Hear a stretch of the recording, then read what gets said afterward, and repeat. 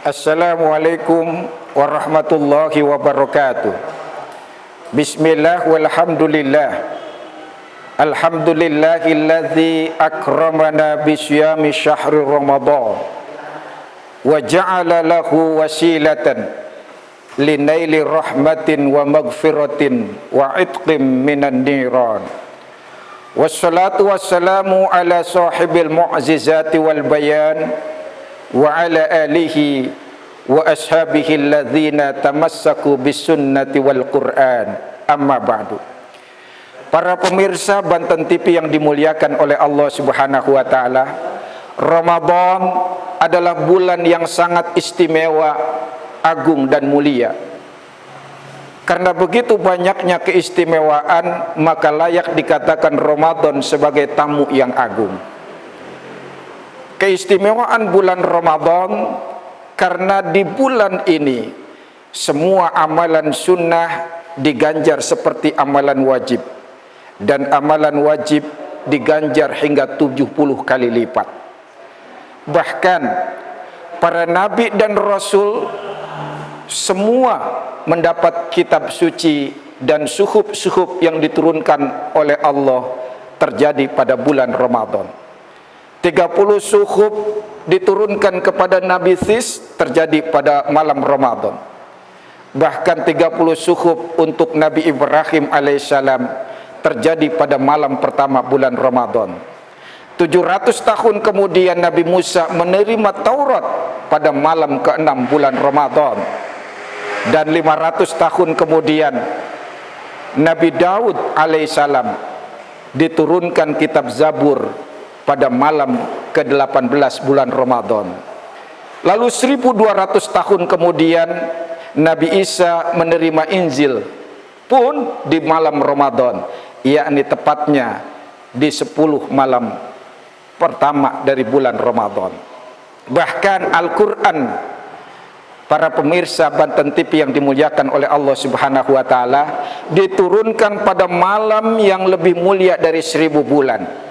Dia adalah malam Lailatul Qadar, yang itu ada di bulan Ramadan. Para pemirsa Banten TV yang dimuliakan oleh Allah Subhanahu wa taala, layaknya tamu yang agung, maka mesti dia akan singgah ke tuan rumah yang agung pula. Tamu pilihan dan spesial akan memilih juga tuan rumah yang spesial juga. Maka bagaimana supaya kita menjadi orang-orang yang dipilih Ramadan, menjadi orang-orang spesial untuk menerima tamu yang spesial? Yang pertama adalah layaknya tamu agung, kira-kira apa yang kita lakukan? Enggak usah presiden lah yang datang ke rumah kita, menteri atau bupati, camat saja yang datang ke rumah kita, barangkali kita bahagia dan bangganya luar biasa. Ini yang datang bulan yang sangat istimewa, maka yang pertama kita lakukan adalah berbahagia. Bukan bahagianya anak kecil yang kalau Ramadan terawih lari sono sini bercanda, bukan.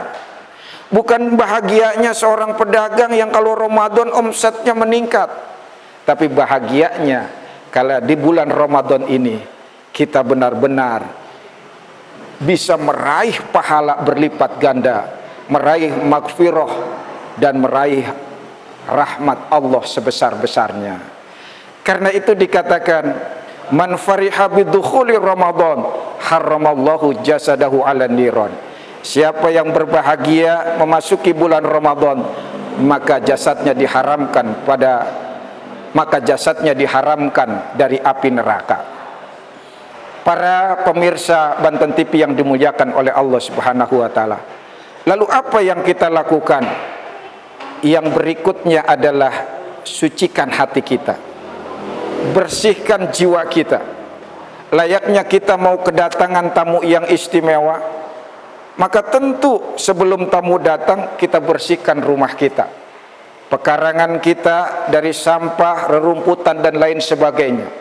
Rumah kita tata sedemikian rupa, kalau perlu kita cat baru, foto kita tata lagi, bahkan kamar untuk nginep tamu agung kita, kita kasih parfum. Hordeng yang udah butut kita ganti, selimut yang udah kusut kita ganti, bantal yang udah butut kita ganti, istri yang udah keriput jangan diganti ya, nanti bisa pecah hati malah. Padahal Ramadan adalah untuk mensucikan hati. Maka langkah kedua, mari kita sucikan hati kita memasuki bulan Ramadan ini. Sahabat Abdullah ibn Mas'ud mengatakan bahwa kami bersama para sahabat tidak akan lancang memasuki bulan suci Ramadan sementara hati kami masih ada dengki dan hati kami masih ada benci kepada sesama muslim yang lainnya. Yang berikutnya hadirin, apa sajian yang kita hidangkan di bulan suci Ramadan? Rasulullah sallallahu alaihi wasallam memberikan guidance, waqtasiru wastaqsiru fihi min arba'i khisalin. Perbanyaklah oleh kalian di dalam bulan Ramadan 4 perkara. Khoslataini turduna bihima rabbakum wa khoslataini la ghinan bikum anhuma. 2 perkara yang kalau kita lakukan ini membuat Allah ridho, dan 2 perkara lagi ini memang yang harus kita butuhkan dan harus kita raih dan kita dapatkan. Apa 2 perkara yang kalau kita kerjakan sepanjang Ramadan Allah mendatangkan ridho, Allah, yakni fasyahadatu alla ilaha illallah wa tastaghfiruna.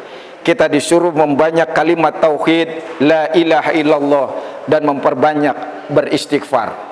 Lalu kemudian 2 lagi yang kalau kita lakukan ini yang memang harus kita raih sepanjang Ramadan, mudah-mudahan kita dapat meraih ini, yakni fatas'alunallaha al-jannah, yakni kita meminta sebanyak-banyaknya dimasukkan surganya oleh Allah Subhanahu wa taala, wa ta'udzuna bihi minan nar, dan kita minta dijauhkan dari siksa api neraka.